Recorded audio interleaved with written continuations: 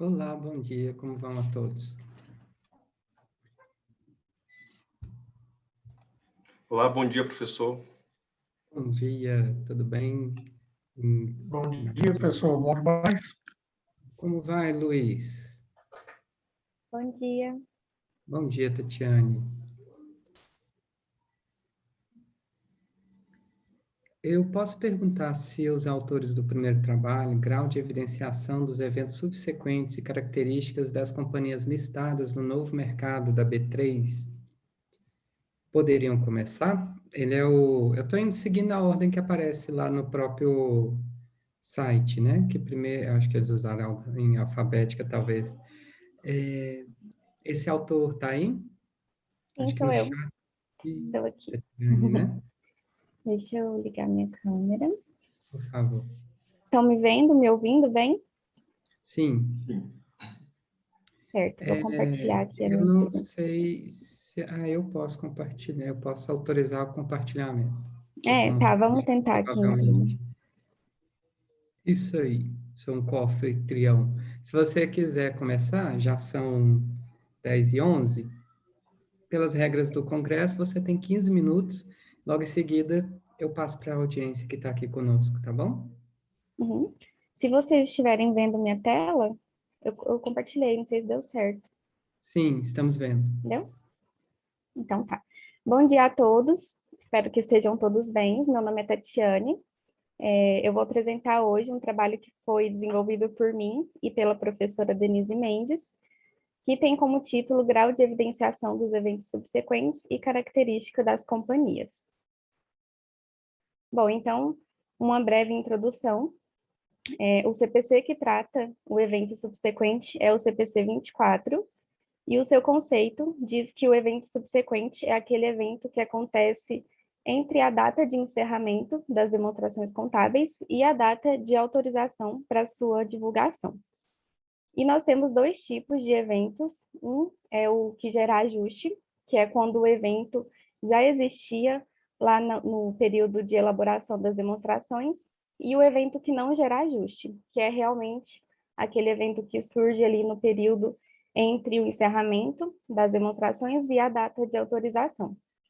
E a motivação da nossa pesquisa é realmente verificar se as empresas estão seguindo os CPCs quando elas divulgam os eventos subsequentes, né? Tem os requisitos exigidos, então essa foi uma motivação. E também porque existem poucos estudos a respeito de eventos subsequentes. Então essas foram as principais motivações. O objetivo principal do nosso trabalho é verificar se as características das empresas elas estão relacionadas ao atendimento dos requisitos exigidos lá no CPC e, adicionalmente, trazer quais setores mais divulgam eventos, quais são os eventos mais divulgados. A gente traz também a pesquisa sobre se existe evento subsequente decorrente da pandemia, né, da Covid-19, e também se existiu necessidade de ajuste nas demonstrações contábeis. Bom, partindo aqui para nossas hipóteses. Nós desenvolvemos 3 hipóteses, que foi com base em alguns estudos. Então, a nossa primeira hipótese foi com base nos estudos de Hover et al. 2012, Rufino e Monte 2014, Silva e Magalhães Filho 2016, Silva et al. 2017, Nogueira e Pires 2017. Todos esses autores, eles encontraram nos seus estudos que o tamanho da empresa influencia positivamente no nível de divulgação de informações contábeis. Então, quanto maior a empresa, mais informações contábeis elas divulgam, de acordo com os estudos desses autores. Então, a nossa hipótese 1 é verificar se o tamanho da empresa está relacionado com o grau de evidenciação dos eventos subsequentes. A hipótese 2, ela foi desenvolvida com base nos estudos de Massambani et al. 2012, Nandi Ghosh 2013, Rufino e Monte 2014 e Dalmagro et al. 2015. Esses autores encontraram uma relação positiva, então quanto mais rentável a empresa, mais informações contábeis ela divulga. E nós tivemos também um trabalho que foi do Souza e Almeida, 2017, que ele encontrou uma relação negativa. Então, no estudo dele, quanto mais rentável as empresas, menos divulgaram informações contábeis. Então, a nossa hipótese 2 é verificar se a rentabilidade está relacionada ao grau de evidenciação dos eventos subsequentes. E a nossa última hipótese tem como base os estudos de Nandi Ghosh 2013 e Souza Almeida 2017, que encontraram uma relação negativa. Então, quanto mais endividada, a empresa menos divulga informações contábeis. Nós tivemos também o estudo de Ruffini Monte 2014, que não encontrou nenhuma relação significativa, e o estudo de Santos e Marques 2020, que encontrou uma relação positiva. Então, no estudo dele, as empresas mais endividadas divulgaram mais informações contábeis. Então, a nossa hipótese 3 é verificar se o grau de evidenciação dos eventos subsequentes estão relacionados à estrutura de capital das empresas. Partindo aqui para os procedimentos metodológicos. A nossa amostra foi composta por 142 empresas do novo mercado da B3, e os anos analisados foram de 2017 a 2019. E a nossa coleta de dados foi a partir das notas explicativas das empresas, que é justamente onde elas divulgam, né, os eventos subsequentes, e os instrumentos de coleta. A gente trouxe os itens que são exigidos lá no CBC 24, então a gente tem o 17A, 17B, 17C, 19, 20A, 20B, 21A, 21B, 21C. Mais para frente, lá nos resultados, vocês vão entender melhor essa questão dos itens. E, conforme eu mencionei, as características das empresas, né, é o tamanho, que foi medido pelo ativo, a rentabilidade, que foi medida pelo ROI, e a estrutura de capital, que foi medida pela alavancagem e endividamento. Bom, a nossa equação, para chegar no índice de disclosure, né, o que acontece? Quando a gente tem aqui os itens, né, exigidos pelo CPC, e a cada item cumprido, a empresa ganhava a nota 1. E a cada item que ela deveria cumprir e não cumpriu, ela ganha nota 0. E para os itens que ela não precisava realmente cumprir, então ela não cumpriu, ela ganha NA. Então, aqui a nossa equação, o índice disclosure é igual ao score total, ou seja, a soma das notas que a empresa teve, dividido pelo total de itens, menos os que não se aplica, vezes 100. Essa é a nossa equação para chegar no índice de disclosure. Então, vamos lá, partindo para os resultados. Aqui nesse quadro, a gente tem a quantidade de empresas por setor, ao longo dos 3 anos. Então, a gente pode ver que o setor que mais tem empresas é o setor de consumo cíclico. Então, a gente espera que o setor que mais divulga eventos seja o de consumo cíclico, porque tem mais empresas, né? Mas isso não acontece em 2017. Em 2017, é o setor de bens industriais que divulga mais eventos, com 33, e aí, em 2018 e 2019, realmente é o de consumo cíclico, com 36 e 55 eventos divulgados. Então, vamos lá para os tipos de eventos que foram mais divulgados.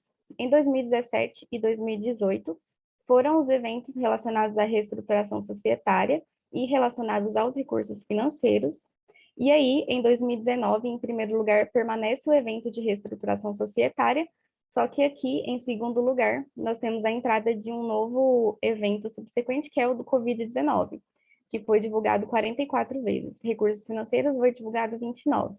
Então, aqui a entrada do Covid-19 fica em segundo lugar como o evento mais divulgado em 2019. Então, vamos lá. Agora, vamos passar para o índice de disclosure por item. Aqui são os itens que eu mencionei com vocês, né, que são exigidos lá no CPC 24. Então, vamos lá. Aqui o 17A, ele trata sobre divulgar a data que as demonstrações foram autorizadas para divulgação. Então, nós temos aqui um índice muito alto de cumprimento desse item, né, ficando quase todos com 100%.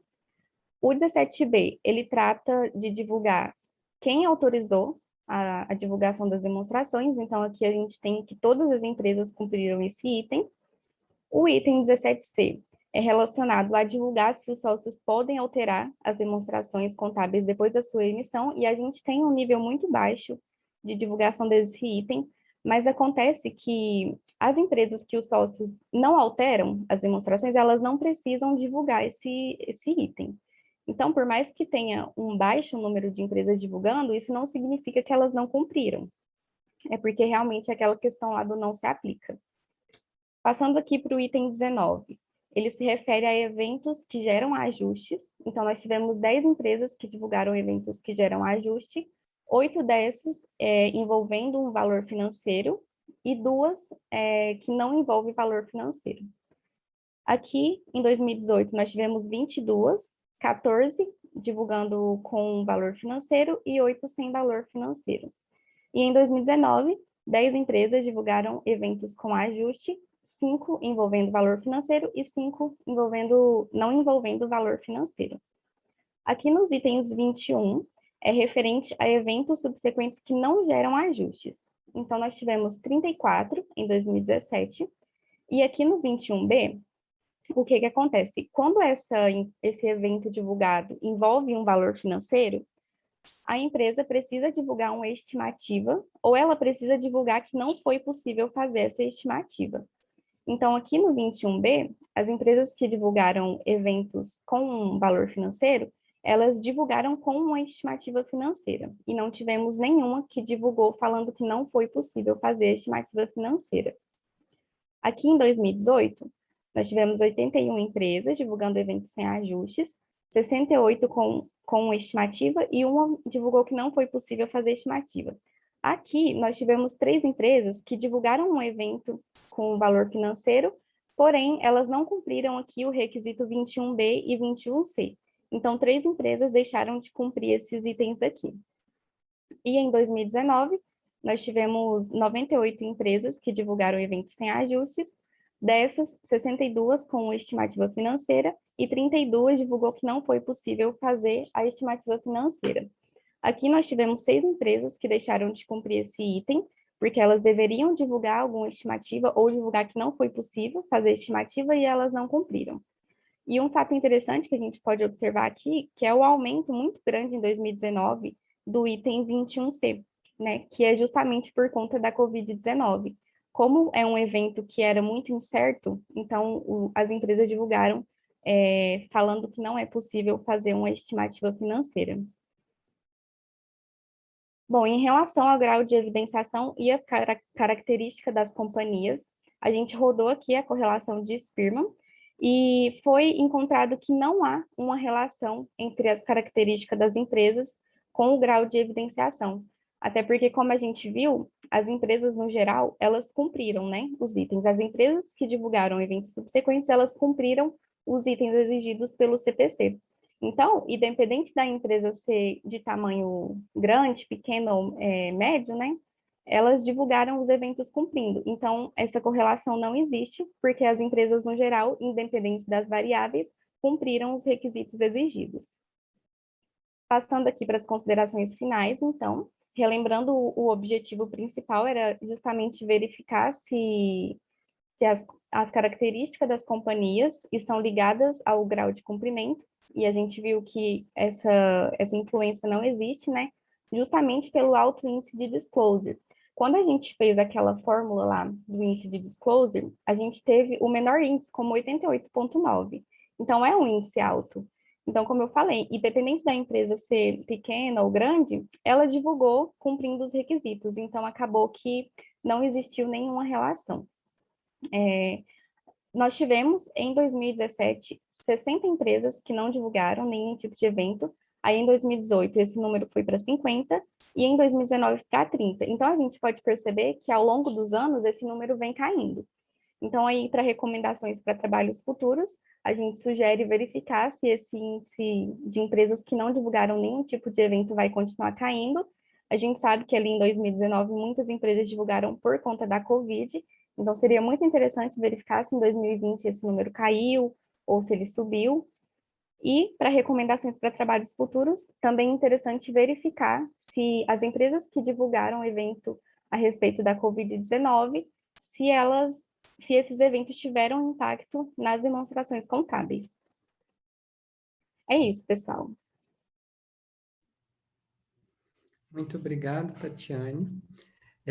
Eu gosto de trabalho igual o que você fez, porque ele nos dá umas medidas interessantes sobre aplicação de norma, né? Sobre como que as pessoas estão aplicando essas normas, porque pesquisa muito quantitativa em que faz apenas uma regressão ou algo que trabalha com dados que não são coleta direta, assim, eu acho que elas não dão boa medida do grau de evidenciação. Eu, particularmente, gosto bastante.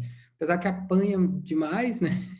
Quando É. chega no congresso, numa revista, são tipos de trabalho que apanham bastante, ainda mais nossa área que ainda tem um pouco de dificuldade com técnicas um pouco mais qualitativas, né? Técnicas de análise de conteúdo e técnicas que é de coleta primária.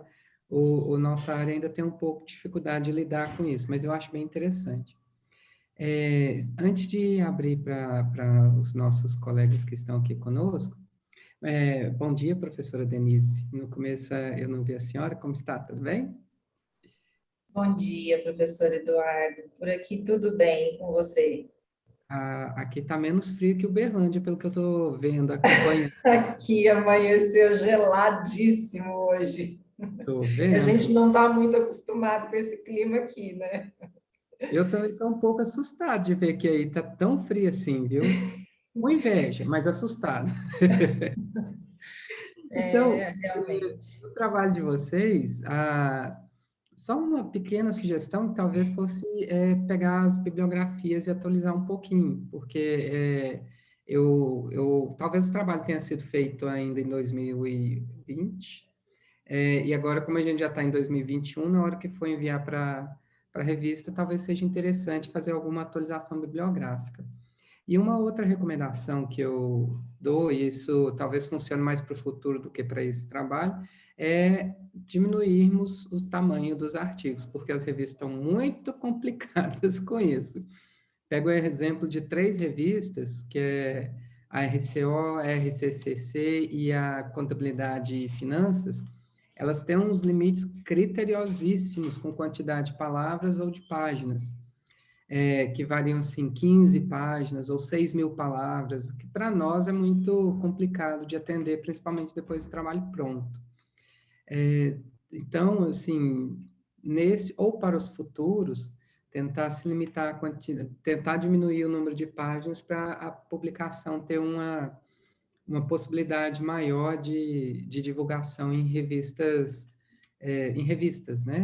Ter a tal da publicação permanente que o povo gosta de falar. No mais, eu achei o trabalho muito bem estruturado. Eu gosto bastante de trabalho que mexe com isso. Eu adoro ler trabalho a respeito. Fiz poucos, mas eu gosto bastante de ler trabalhos que dão esse diagnóstico, esse levantamento. Eu acho muito interessante. Alguém aqui que está participando na sala quer fazer alguma pergunta para as autoras?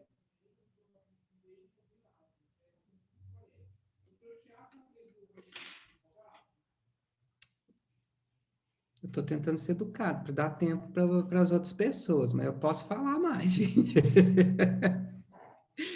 Só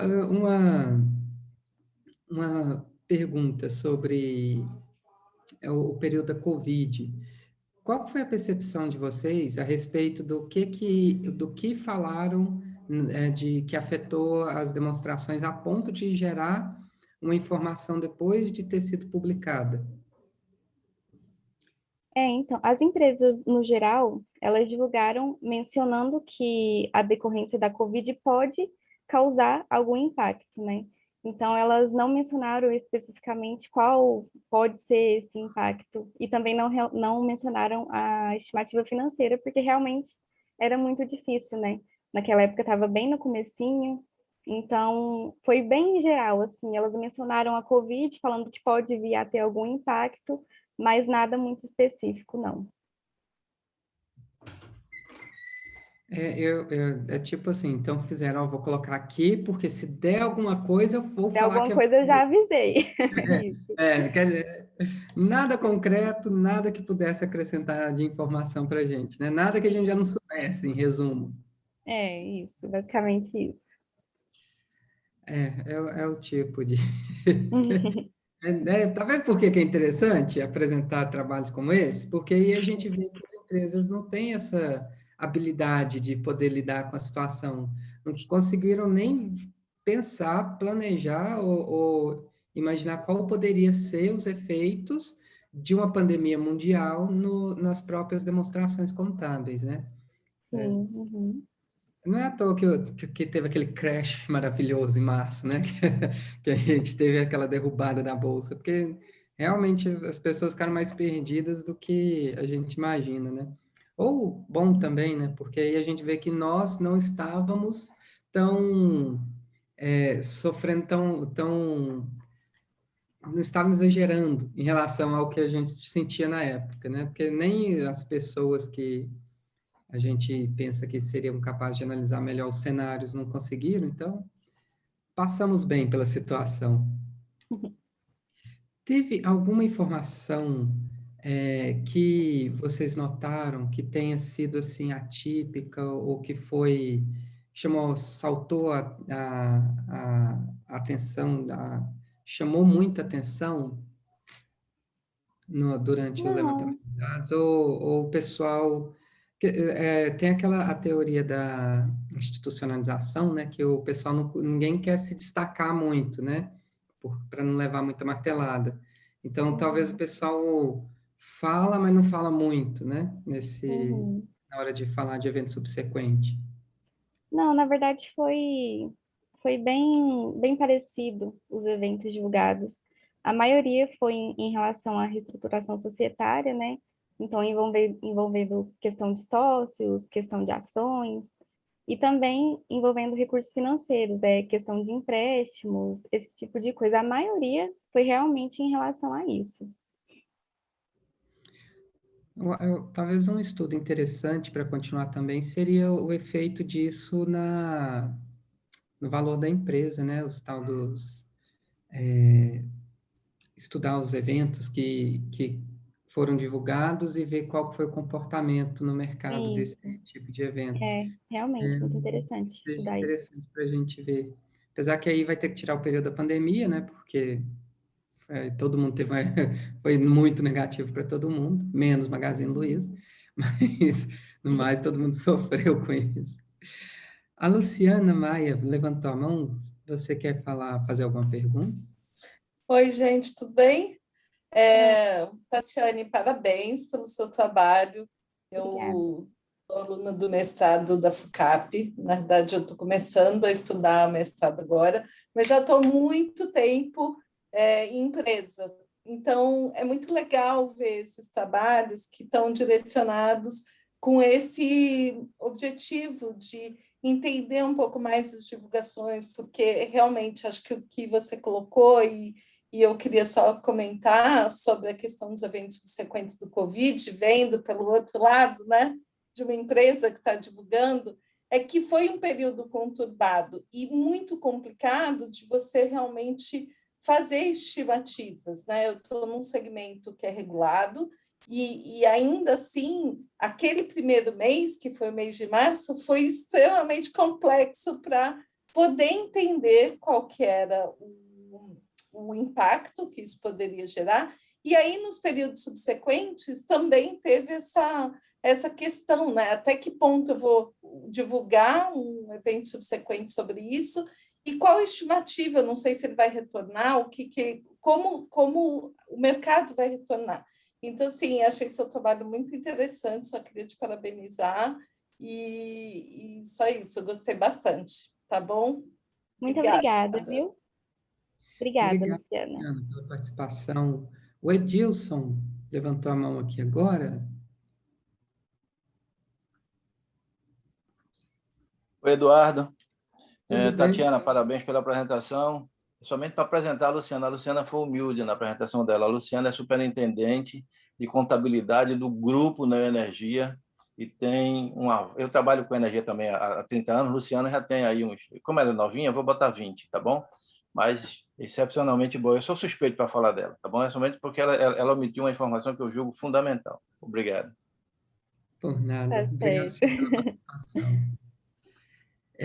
Se todo mundo está satisfeito com o debate, vamos passar ao próximo trabalho.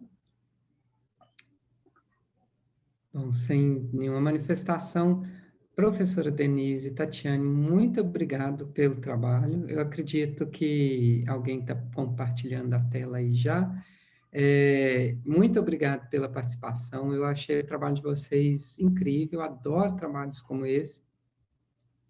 E espero que alcance alguma revista aí em breve para a gente poder ter acesso novamente a esse trabalho, talvez um pouco melhorado, às vezes, ou com alguma informação, com algum detalhe que eu também não consegui sugerir para vocês de acrescentarem, mas que eu tenho certeza que na revisão sempre levantam alguns pontos interessantes, né? Parabéns de novo. Espero que o trabalho encontre uma revista bem interessada em publicar. Abraço a todos. Sucesso aí para vocês. Muito obrigada e obrigada pela oportunidade. A gente que agradece, Tatiana. O próximo trabalho, então, já está aparecendo aí na tela. Quem vai apresentar para nós? Eu não consegui ver aqui o nome. Sou eu. Olá, Olá, Nadson. tudo bom? Tudo Bom dia, jóia. pessoal. Meu nome é Antônio Nades. Fique à vontade, eu gostaria só que você utilizasse os 15 minutos que o Congresso pediu para que nós utilizássemos, tá? Perfeito. Boa sorte, sucesso. Muito obrigado. Bom dia, pessoal. Para minha satisfação, né, estar aqui apresentando nesta sessão, e principalmente um trabalho que foi proveniente de um aluno, né, do meu aluno, do Júlio César Pinheiro, lá da Universidade Positivo, na minha passagem pela Universidade Positivo, em Curitiba. Então, o trabalho surgiu de uma inquietação dele. Ele trabalha também em empresa de auditoria, e aí ele queria saber sobre os motivos da descontinuidade das empresas nos segmentos de governança corporativa da Brasil Bolsa Balcão. Mas a ideia dele era analisar algumas narrativas também, né, proveniente a essas descontinuidades. E aí, junto com o Júlio César, né, trabalhou também, né, o pesquisador Iago França Lopes, né, como parceiro, e a professora também Janaína da Silva Ferreira, e eu como orientador também deste trabalho, que tem como título aí Motivos da Descontinuidade das Empresas no Segmento de Governança Corporativa da Brasil Bolsa Balcão. Bem, como introdução, né, a governança corporativa é um conjunto de mecanismos, né, internos e externos de controle e incentivo, que tem como base valores definidos pela ética aplicada à gestão de negócios, visando a promoção de um desenvolvimento sustentável nos aspectos econômicos, ambientais e sociais também. Aqui no Brasil também, a governança corporativa, né, em meio aos inúmeros escândalos e percalços também, causados pela falta de transparência, etc., pela incessante assimetria também de informação, né, existente entre a companhia e os diversos agentes também envolvidos, esses mecanismos passaram a ser, ao longo do tempo, um dos principais indicativos dessa sustentabilidade, credibilidade e desenvolvimento de mercado também, conforme destacado aí pelos autores. E aí foi criado também, né, os índices de governança corporativa. No entanto, mesmo com esses índices, né, com a criação desses índices de governança corporativa, né, ao qual as empresas ali elas se associam, né, de certa forma, a gente sabe que nem sempre essas organizações elas se sustentam nesses índices, né, por diversos motivos também. No entanto, a nossa ideia aqui, a ideia do aluno, né, enquanto autor também, é justamente analisar as narrativas analisar os motivos, mas as narrativas também, o porquê essas empresas elas mudam, né, de segmento também, ou não participam mais de algum desse segmento, né? E aí o problema de pesquisa, né, foi quais os motivos da descontinuidade das empresas nos segmentos de governança corporativos da Brasil Bolsa Balcão. E nosso objetivo foi justamente identificar os motivos relacionados à descontinuidade das empresas nos segmentos de governança corporativa da Brasil Bolsa Balcão. Como justificativa do trabalho, a ideia é justamente de identificar, né, esses motivos da descontinuidade das empresas nos segmentos de governança corporativa, representa também um ganho que contribui para as discussões que cercam os conflitos pautados na relação de agência e separação de propriedade e do controle também. E claro que o trabalho ele acaba abrindo espaço também para um mapeamento explícito, né, dos motivos que alteram a descontinuidade das empresas nos níveis de governança corporativa, o que pode também, né, contribuir com as decisões dos investidores. uma vez que há literaturas que discorrem, né, da necessidade de alinhamento entre o objetivo individual e empresarial para a tomada de decisão também. E, com o trabalho, a gente espera, né, que o estudo sirva como base para ampliação e diversificação de métodos de análise qualitativa também, já que não utilizamos uma análise quantitativa como a maioria dos trabalhos, né, nesta área. Então, preferimos usar uma análise qualitativa que relacione os atributos de governança corporativa por meio de um rigor metodológico também que utilizamos, né? E aí, como referencial teórico também, nós trazemos justamente alguns autores, né, que já falam um pouco, né, discorrem sobre a governança corporativa, a importância também da separação aí entre propriedade e controle, né, e a partir da utilização dessas práticas também, e valores, né, de normas que definem mecanismos de controle, monitoramento e incentivos que visa diminuição de conflitos de interesses e oportunismo também, e a otimização dos recursos reais e potenciais das empresas, promovendo o desenvolvimento e o crescimento econômicos também. Já para Lopes e Martins, né, ele fala que em uma ótica voltada ao mercado financeiro, a governança corporativa é a maneira pela qual as empresas organizam seus relacionamentos através da transparência contábil. Haja visto que, na medida que a qualidade contábil é capaz de reduzir os custos de agência, esta auxilia na efetividade da aplicação dos recursos dos provedores de capital, e por isso ela passa a ser considerada como um dos mecanismos mais elementais assim da governança corporativa. Então, e aí trouxemos diversos conceitos, né, posições também conceituais a respeito da governança corporativa, os níveis também, né, de governança corporativa. Então, nosso referencial teórico ele é pautado justamente por essas seções aí.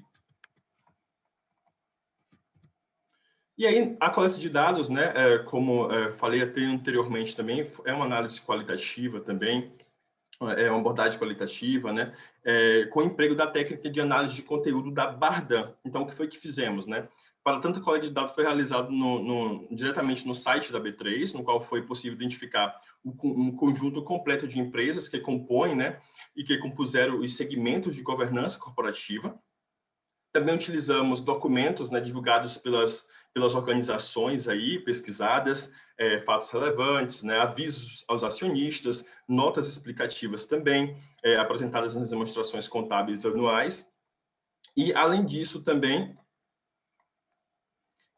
para as análises aplicáveis, houve a coleta de dados secundários, os quais se concretizaram através de pesquisas aos pronunciamentos da CVM também que utilizamos. Então, pautado nessa questão, né, de utilização da técnica de análise de conteúdo aí da Bardan, a população inicial foi de 84 companhias, né, deslistagens aí ocorridas, justamente essas que se deslistaram, ocorridas em 2003 a 2020.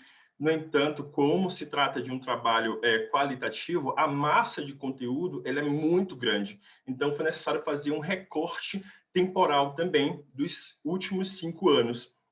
E aí adotamos, então, o período de 2015 a 2020 também, e aí analisamos as organizações que se deslistaram, né, de algum desses níveis aí. E aí, com esse recorte, né, utilizou-se como amostra um conjunto de 35 companhias. Então, no final, ficou só 35 companhias aí para analisar os principais motivos desta descontinuidade, levando-se em consideração a metodologia, né, da análise de conteúdo da própria Bardan. E aí, fizemos a codificação e a categorização desses dados aí das 35 empresas, né? Então, foi realizado um processo de codificação dos dados e a escolha de uma unidade de registro, né, de uma unidade específica de registro, dentro desses discursos também e narrativas, para daí a gente fazer a separação de quais seriam esses principais motivos, né, para essa descontinuidade. Aí, em seguida, apresentou os critérios da categorização, ou seja, a escolha da categoria, classificação e agregação também, que podem ser entendidos como formas de pensamento e reflexo da realidade que encontram dispostos na forma resumida. E aí também, né, analisamos um pouco as semânticas, as sintáticas, né, algumas expressões também, e aí, ao final, foi possível justamente analisarmos algumas categorias, né, que foram mais observadas, né, dessa descontinuidade. Então, depois da categorização também e análise desse conteúdo, aí pautamos 10 categorias observadas como as 10 que apareciam que as empresas estavam descontinuadas, de alguma forma em processo de descontinuidade, né? Então, aí elencamos 10 categorias. A primeira, oferta pública de aquisição, né? A segunda, incorporação empresarial, regressão de segmento, cancelamento de registro, né? Deslistagem voluntária, dissolução e liquidação empresarial, falência empresarial, reorganização societária, resgate empresarial, descumprimento do regulamento da B3 também.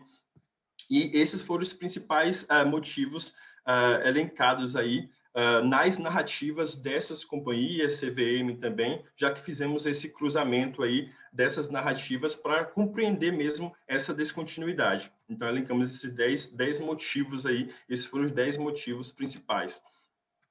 E aí, o primeiro, né, os dados receberam tratamento para que fosse possível identificar, né, e aí existiram-se, assim, 10 motivos. E aí, conforme abaixo, né, como vocês estão vendo aí na tabela, o primeiro aí que apareceu na ocorrência desses motivos, né, uma maior ocorrência foi justamente a oferta pública de aquisição, 45,71%, e na sequência aí, incorporação empresarial, regressão de segmento também, cancelamento de registro junto à CVM, e tentamos entender um pouco no sentido de analisar essas narrativas também, né? Então, tanto se a empresa ela divulgou algo, né? Claro, acabou divulgando algo sobre essa questão da descontinuidade, né?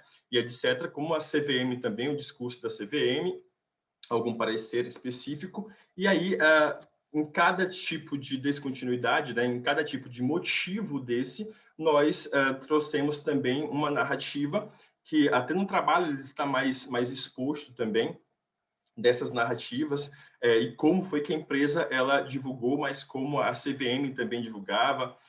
E aí temos como primeiro, né, nesse sentido, 16 empresas, né, dessas pesquisadas aí apresentaram descontinuidade em suas listagens através da realização também para o cancelamento, né, da UPA, né, para cancelamento de registro, visando tanto a saída do segmento de listagem quanto a conversão da categoria A para a categoria B também.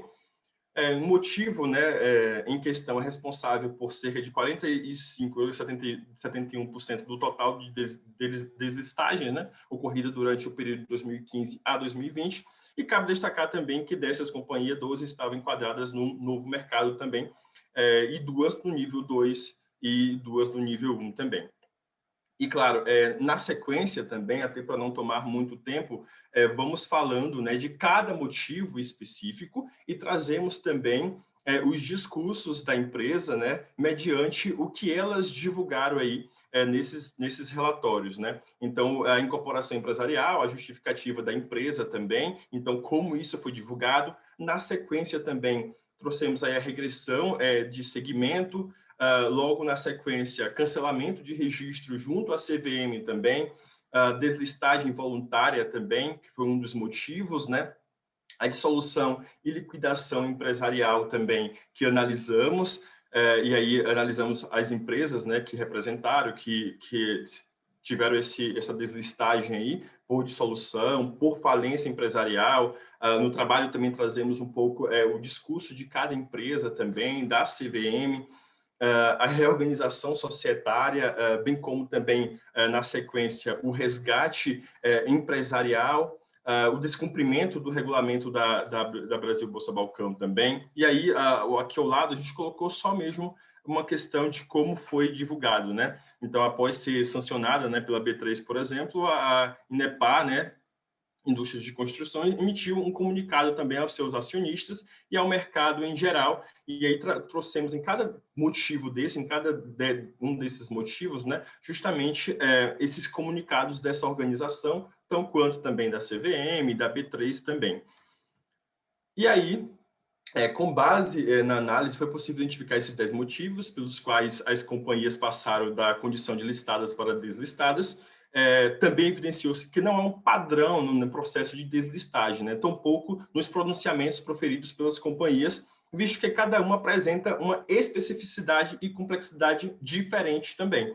Alguns dos motivos identificados sugerem que algumas organizações teriam visado uma redução dos conflitos entre os acionistas, uma abdicação dos custos, né, para manter o capital aberto, na submissão ao elevado grau de divulgação de informações ao mercado, ou até mesmo renunciar a ações muito descontadas ou com pouca liquidez também.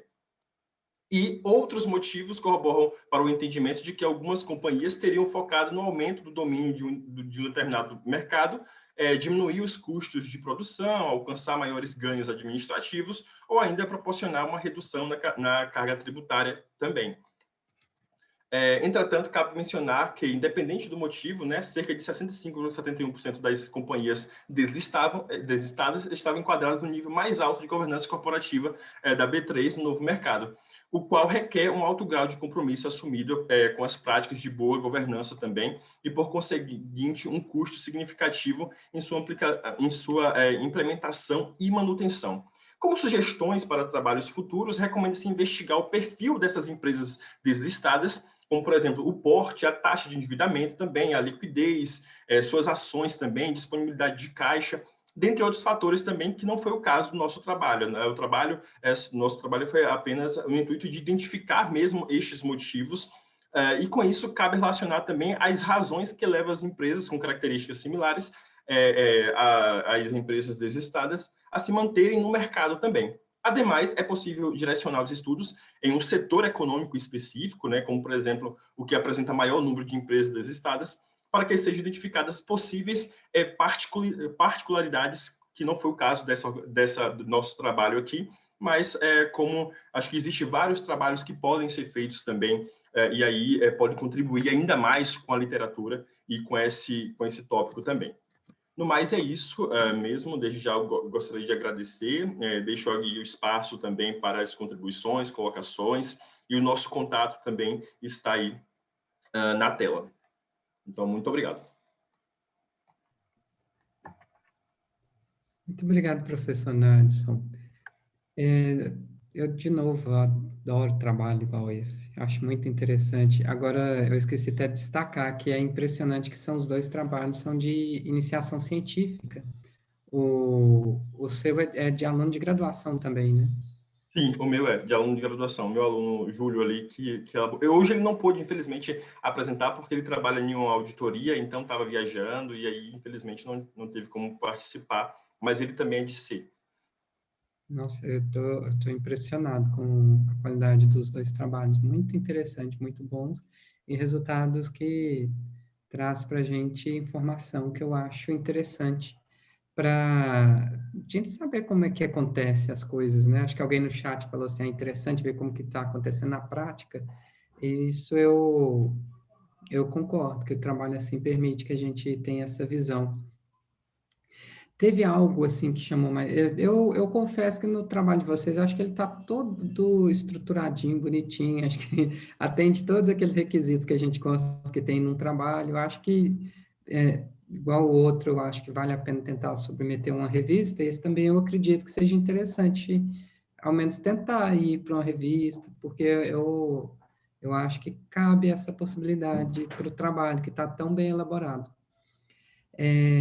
Mas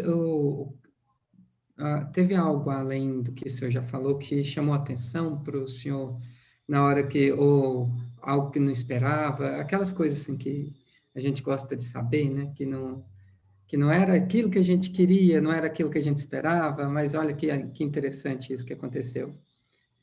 Pois é. Na verdade, teve algumas, por exemplo, quando a gente estava analisando, né, o meu aluno também estava analisando, tipo, oferta pública, né, então, foi um dado que chamou muita atenção, né, o porquê dos bancos, né, por exemplo, terem um maior índice também do OPA, né, que foi o primeiro ali que apareceu, então, para a gente ficou meio que assim, a gente não foi muito a fundo, já que o trabalho já estava muito extenso, e aí análise de conteúdo não é cansativo, mas assim, demanda uma massa de dados muito grande. Então, no primeiro momento, a gente pensou até em um espaço temporal maior, mas depois a gente viu que não teria condição. Então, assim, algo que nos chamou a atenção foi justamente um dos motivos, né, essa questão da oferta pública e etc., e porque as empresas financeiras também, né? Então, a gente queria avançar um pouco mais, mas devido a essa questão de tamanho mesmo, a gente não conseguiu ir mais além também, devido ao tempo também que tínhamos, né? Mas ainda é algo que a gente tem muito interesse, né? E até mesmo serve para futuras investigações também, de analisar um pouco mais a fundo, né, essas organizações, mas talvez fazer outros trabalhos até nessa mesma linha, né, de qualitativo também, para investigar alguns pontos que seriam interessantes, ou até mesmo o discurso dessas organizações, eu acho que seria muito bem-vindo. Então, foi algo que nos chamou muita atenção também, na análise, né, dos resultados, etc. Eu confesso que eu não tinha nem prestado atenção, tinha prestado atenção no novo mercado também. Isso me chamou atenção. A Denise postou uma mensagem aqui no chat. Será que ela quer falar? Porque é uma mensagem bem bonita, né? Por favor, Denise, fique à vontade. Obrigada, posso falar sim. Primeiro, parabéns novamente, né, pelo trabalho e pela apresentação. Realmente, acho que os dois trabalhos se combinaram muito aqui nessa sessão, porque essa questão de coletar dados primários, né, realmente ir nas demonstrações e fazer essa coleta, acho que ela tem que ser muito valorizada, porque a gente não vê com tanta frequência isso na nossa área de contabilidade financeira, né? Então, eu acredito que vocês ainda possam até ressaltar mais, acho que a Tatiana também pode ressaltar mais, né, no nosso trabalho, essa questão.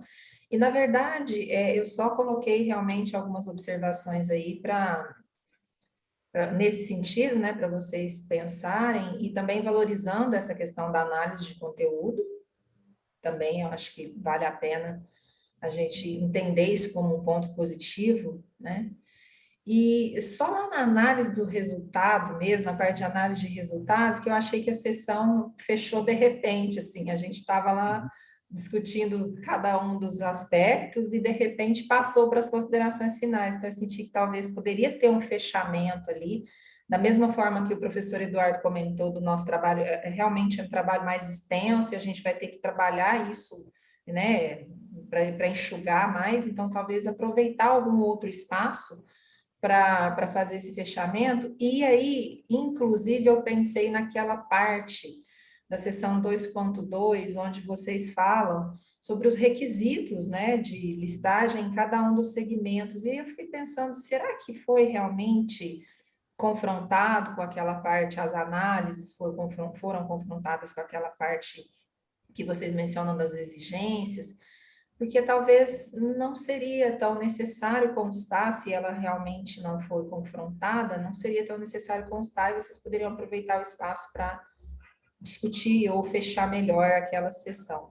Mas foi só esse ponto que me chamou mais atenção em termos de costurar, né? Vamos costurar melhor essa análise e fazer esse encerramento, né? E foi só isso, eu acho que realmente tem muito potencial aí de publicação e vai ser uma publicação interessante para a nossa área. Parabéns mais uma vez. Não sei se você quer comentar a respeito dessa observação que fiz. Agradeço, acho, a contribuição. É engraçado que quando eu estava até orientando o trabalho, surgiu várias inquietações, né?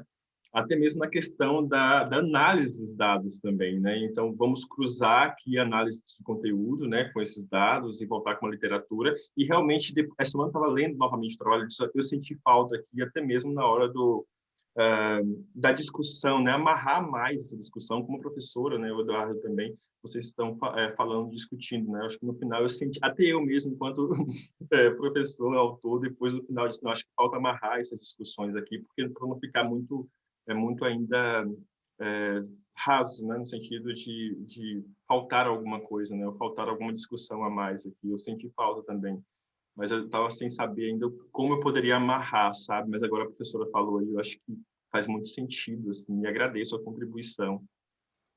É muito desafiador, ao mesmo tempo que o trabalho que é interessante, mas para a gente, enquanto pesquisador, assim, é muito desafiador também, justamente por isso, né? Porque chega um momento que a gente tem que amarrar uma massa de informação que é muito gigante aí. Mas muito obrigado. Para a nossa área, como ciência social, né? É difícil, às vezes, fechar, acabar, parar, porque é tanta janelinha que abre, né?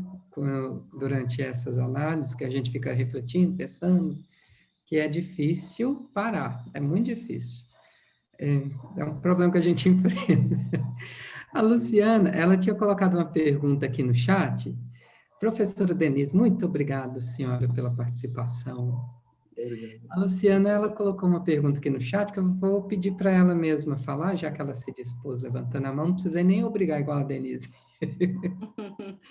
Obrigada, gente. Nadson, parabéns pelo trabalho. E, mais uma vez, acho que assim, um outro ponto que eu acho que seria interessante é o seguinte: quando uma empresa ela é listada na Bolsa, né, ela entra basicamente com motivo de captação de recursos, né, para diminuir o custo de captação, o custo de capital dela.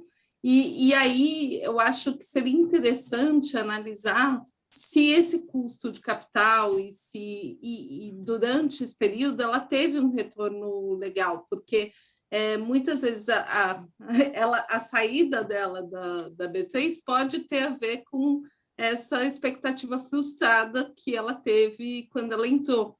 Então, acho que seria interessante um trabalho complementar aí em relação a isso, né? Porque a grande parte, a motivação realmente é a questão do custo de captação, e a saída, acho que ela nem sempre é muito bem divulgada, né? E geralmente tem muita empresa que não quer mais, que realmente, sei lá, pode ter a ver com concorrência, pode ter a ver que o custo realmente não tava fazendo muita diferença, então eu acho que esse trabalho inicial é muito legal e depois poderia complementar com essas questões puxando o gancho desse trabalho. Só isso.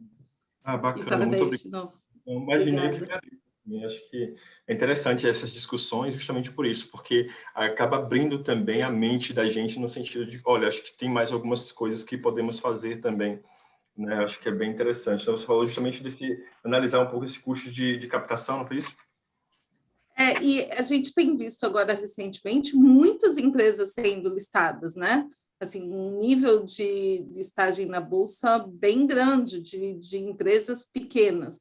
E acho interessante a gente ver qual a duração dessa listagem. Ela aguenta o custo de divulgar informação realmente do mercado no nível que é exigido? Então, para entender se isso vale a pena mesmo. Ok, já anotei aqui, já agradeço a contribuição de vocês também. Obrigada. Muito obrigado mesmo. Faz cor com a Denise, que realmente eu fiquei até curioso agora para saber. Porque achei interessantíssimo analisar esse ponto. Achei bem interessante. Eu vou só, para terminar, a Raquel, se ela quiser participar também, que ela deixou uma pergunta aqui no chat. Alguma empresa analisada compunha o Bovespa mais? Será que você tem essa resposta para a gente passar para a Raquel? Pois é, eu não tenho essa. Eu acho que sim, compunha, mas eu não tenho qual empresa foi, porque como foram 30 e algumas empresas, eu não tenho agora aqui, porque a gente também não fez essa categorização ali. Mas depois eu posso verificar sim, Raquel. Não sei se foi porque você analisou alguma questão específica aí, poderia Ela contribuir. tem Ela microfone, tem ela microfone, não né? pode participar com o áudio. Mas eu imagino que deva haver com a qualidade da informação, né? Acho interessante porque são pequenas e médias empresas com características específicas.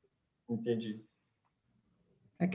Ela está sugerindo para olhar se tem outras características que a gente possa identificar como sendo pertencentes desse tipo de evento, né? Entendi. Entrada no mercado, muito bom. Eu estou anotando aqui porque, para mim, tudo aqui é contribuição e pode ajudar também. Muito obrigado, Raquel, sim, pela contribuição. Acho que a gente não tinha observado por essa lente, assim, também. Né? Mas, assim, acho que é interessante, né? O legal é que a gente começa a observar as discussões É bem o trabalho anterior, que quando ele vai fazer aquelas 3 hipóteses, eles estão buscando essas características para ver se há algo ali que a gente pode hipotetizar, né? Que influencia aquele evento, né? E é interessante, talvez, pensar em olhar, mas também voltamos ao limite de páginas ou de palavras, né? De palavras, nenhum dos dois trabalhos já passaram pelo que eu já vi. Aí sobraria o limite de páginas, e isso tem ficado muito marcado como exigência nos trabalhos, nas revistas, assim. Tem revista que, mesmo após as revisões, elas não aceitam a gente acrescentar mais nenhuma página. Então, para você incorporar as sugestões dos avaliadores, você tem que ir lá e deletar alguma informação lá que você tinha colocado, ou alguma parte que você tinha colocado que parece que não seria tão interessante de estar lá.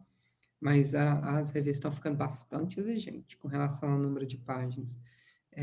A Raquel até voltou a dizer aqui no chat que olha para futuras pesquisas, mas às vezes dá uma olhadinha, às vezes cabe apenas uma consideraçãozinha lá sobre algumas características das empresas, assim, que pudessem se agrupar, né, que pudesse saltar, evidenciar para a gente. Perfeito, perfeito. Muito obrigado. Obrigado também, Raquel, aí, e os demais que contribuíram, né? Acho que é sempre importante. Sim, tá uma gracinha. O trabalho de vocês tá muito interessante e surpreendente para mim quando olho para trabalho de iniciação científica. Eu acho que eu estou pegando muito leve com os meus alunos. Né, Luiz? Acho que eu vou começar Acha, pessoal, acha. poder começar a rever isso. Muito obrigado a todos pela presença. Antes que a sala nos derrube, eu tenho só que agradecer a todos pela participação, principalmente as interações, as sugestões, agradecer vocês pela iniciativa de ter elaborado o trabalho, de ter apoiado os alunos a fazer isso, e eu tenho certeza que o mérito tem que ser dividido com vocês. E eu espero que um dia eu consiga tirar dos meus alunos trabalhos tão bons quanto os de vocês. Parabéns novamente. Eu não perguntei do Nadson do Free, mas imagino que esteja mais do que a gente por aqui, né? 3 graus aqui. 3 graus só. 3 graus. Eu estou aqui congelando. Isso no sol, né? Porque se vai para a sombra e pega o vento. Não, de manhã deu -1 aqui em Ponta Grossa, né? Então, agora, no Paraná aqui. Agora tá dando 3 graus normal aqui. Oh, beleza. Aí eu prefiro Uberlândia nesse ponto. Ficar por lá já tá de bom tamanho, porque tem como a gente esconder desse frio. O resto vai Prefiro não. também mais desse ponto. Gente, muito obrigado a todos pela presença. Muito obrigado vocês por terem enviado o trabalho. Parabéns de novo. Se quiser sugestão de revista, só falar, a gente já tem um monte que andamos catalogando por aí para saber as receptividade deles. A revista Contexto. A RCO também, ela é bem receptiva com trabalhos que envolvem técnicas qualitativas, mas a quantidade de página restringe bastante. A Contextos, ela é receptiva nesse aspecto de trabalhos qualitativo. Outras revistas eu acredito que também tem essa receptividade, mas essas duas eu já vi trabalho recente que eles aceitaram, que envolve essas técnicas. Então, talvez investir nelas possa ser algo interessante. Bom dia para todos, muito obrigado de novo. Nos encontramos oportunamente. Abraços.